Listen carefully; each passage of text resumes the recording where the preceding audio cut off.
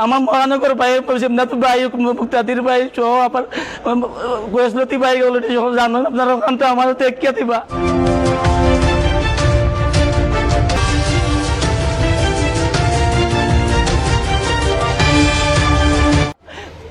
আসসালামু আলাইকুম। আসসালামু আলাইকুম দেশবাসী। আমি একজন প্রবাসী।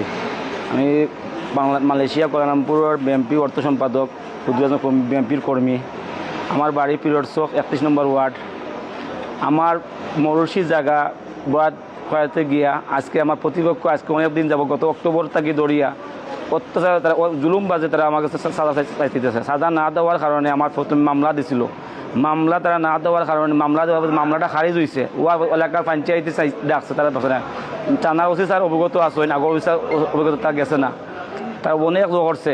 পরে পরে আমি আজকে আমার জায়গায় মাটি পড়াইতে গেছিলাম। তখন আজকে আমার প্রথম কইল আমার মুতির মিয়ার গং এরা আইয়া অযোগ্য ভাষায় গাড়ি বাজাতে তারা সাদা না দেওয়ার কারণে তারা অতিরিক্ত জুলুমবাজি করি আমার মাটি বদ্ধ করতে চাইছিল। পরবর্তী সময়ে আমার ওয়ার্ডের 31 নম্বর ওয়ার্ডের সভাপতি তার লিস্ট আসা টান লোকে অংশবাদ তাই না আমার কাছে চাইছিল মাটির খাম টানতে দিতাম। আমি তাদেরকে না দেওয়ার কারণে তাই আমার কাছে না দেওয়ার কারণে 2 লক্ষ টাকা সাদা না দেওয়ার কারণে তাই আমার কাছে আজকে অতিরিক্ত বাজে আমার টান জায়গা না, টান মরুষির কোনো জায়গা নাই। তাই একজন সভাপতি আমি একজন বিএনপির ক্ষুদ্র ব্যক্তিত্ব। আমি নির্বাচনে ভোট দেওয়ার জন্য এই দেশে আসছিলাম, কিন্তু এই প্রতিদান যে পাবো এটা কোনো সময় ভাবি নাই। এই যে আমি আমার সিলেট বিভাগীয় বিএনপি একটা আবদার, আপনারা আমার মহানগরীয় সভাপতি কয়েস ভাই আমি অলরেডি ইনফর্ম করছি, ভাই এখন বিষয়টা দেখিয়া দিরা। আমার এমদাদ ভাই, আমার এমপি, আমাদের মন্ত্রী মুক্তাদির ভাই সহ আমার প্রবাসী কল্যাণ আরিফ ভাই আমার ভালো মতো চিনি। আরিফ ভাই মালয়েশিয়া গেছিলেন, জানেন আমি কী ধরনের মানুষ না মানুষ। কিন্তু আমরা ওহরানি তারা ভূমিচক্রভাবে তারা এলাকাতে অরাজকতা সৃষ্টি করতেছে। আমি আসলে কল্পনাবিহীন আমার আজকে যেটা হামলা করব কোনো সময় ভাবি নাই। লগে আসলা আমার কাইম ভাই, লগে আরও আসলা অঙ্গভঙ্গ আরও আসলা, অনেক আসলা, সরাসরি অনেক আসলা। এখানে অনেক আসলা, অনেকভাবে বিষয়টা করছেন। আমার মরুষি জায়গা যদি তার বাপা সম্পত্তি ততটা কথা আসছিল, এরপর তাই আমার অনেক কাঙ্ক্ষিতভাবে তাই আমার যে বাড়িতে মারছেন। আমি মুখ পুলিশ হাজার আসছি, তাই আমার সরাসরি আমার মারছেন। তাই আমার প্রথমে খুব জাল লইছেন টাকা দেওয়ার কথা, তুই তাই টাকা দিয়েছে, তুই টাকা না দেওয়ার কারণে আজ এই অবস্থা। আমি এখন আজকে এই অবস্থার সম্মুখীন হইলাম। আমি দেশবাসীর কাছে সুষ্ঠু বিচার চাই।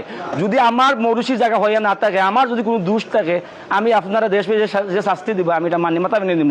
আমার সিলেট জেলা বিএনপি কর্তৃপক্ষ, মহানগর আমার ওয়ার্ড সভাপতি, সেক্রেটারি, মহানগর জেলা আসন সবার কাছে আমার এটা বিচার প্রার্থী। ক্ষুদ্র বিএনপির ক্ষুদ্র একজন সাধারণ কর্মী হিসাবে আমার এই দাবিটা আপনার কাছে। আমি যদি আমার কোনো ভুল থাকে, আমার দাদা সম্পত্তি, আমার মার মরুষি জায়গা এখানে আইয়া তারা যেবারে অতিরিক্তভাবে যেগুলো জুলুমবাজি করছে, অত্যাচার করছে, আমি আপনার কাছে একুলে আবেদন দেশবাসী সাংবাদিকের কাছে তারা যে মানুষের সাদা তারা চায়। এর কারণে আপনার কাছে আমি বিচারটা দিলাম আপনার দেশবাসীর কাছে। আপনার কাছে আমার বিপদের আপদে আমরা তারা অনেকভাবে তারা হুমকি দিতেছে। তার নানান ধরনের আমার একই মুহূর্তে আমার জায়গা তারা এখনো এলাকার ফোন করে তারা মানুষ এখানে থাকছে।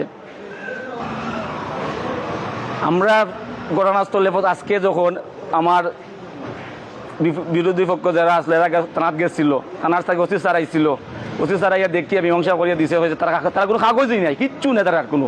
তারা আলাদা সম্পদ, তারা জায়গা ঠিকই আছে। ভাই সহ আবার গোয়েসলতি ভাই অলরেডি সকল জানেন আপনারা ওখান তো আমার টেকিয়া দিবা। আমি ক্ষুদ্র কর্মী হিসাবে আমরা যে ক্ষুদ্র কর্মী যদি নিরাপত্তা না পাই ভাই, আমরা কোন দিকে যাইবো ভাই? আমরা গত শেখ হাসিনার আমলে শান্তিতে আসলাম স্যার, আসলাম। ওখান যদি আমরা এমপি ক্ষমতা দেওয়া, আমরা যদি নিজের কর্মীর কাছে আমরা যদি শান্তি না পাই, তো কোন দিকে যাইবো আমরা? ওখানে আপনার কাছে আমি বিচার প্রার্থী পাই, আপনার কাছে আপনার দেশবাসীর কাছে আমি বিচার চাই।